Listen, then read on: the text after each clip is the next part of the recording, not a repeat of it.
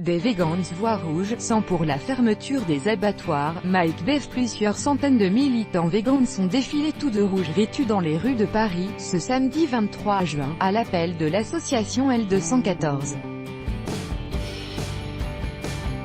La raison?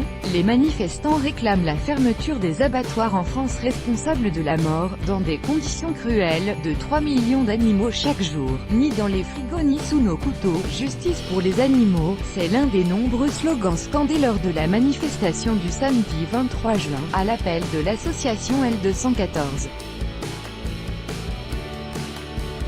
Cette mobilisation, qui s'est déroulée pour la 7e année consécutive, a vu les manifestants habillés de couleur rouge sang militer pour la fermeture des abattoirs en France. Et pour cause, selon les chiffres estimés par certaines associations, près de 3 millions d'animaux seraient tués en abattoir chaque jour, parfois dans de conditions déplorables. Cette manifestation s'inscrit dans un contexte plus global d'action, coup de poing, de la part de militants antispécistes. En juillet dernier, l'association Vegan Impact organisait un faux barbecue humain en plein cœur de Paris pour sensibiliser l'opinion sur la souffrance des animaux.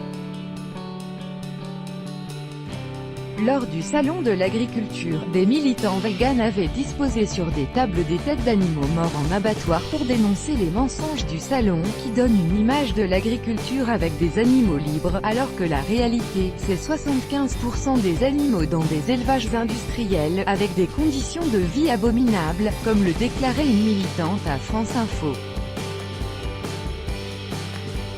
Autre exemple d'action choc, en 2016 des activistes du collectif 269 for Life s'étaient marqués au fer rouge pour défendre la cause animale.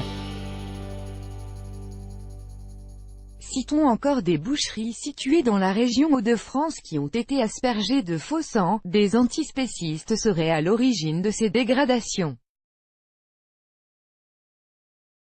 Des actes de vandalisme qui ont d'ailleurs poussé la Confédération française de la boucherie-charcuterie, traiteur, CFB-CT, dans une lettre, du 22 juin, à demander la protection de la police à Gérard Collomb, ministre de l'Intérieur.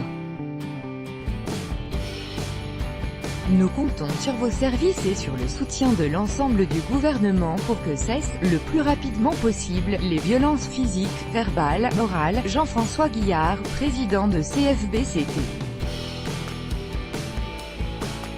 Néanmoins, et la question des souffrances animales provoquées par certaines techniques d'abattage reste entière. En effet, l'association L214, dans une vidéo tournée en caméra cachée, a montré la réalité des animaux dans un abattoir situé à Houdan, 78. Une opération qui a valu à l'association d'être poursuivie en justice. Avertissement, cette vidéo contient des scènes qui peuvent heurter la sensibilité de certains spectateurs.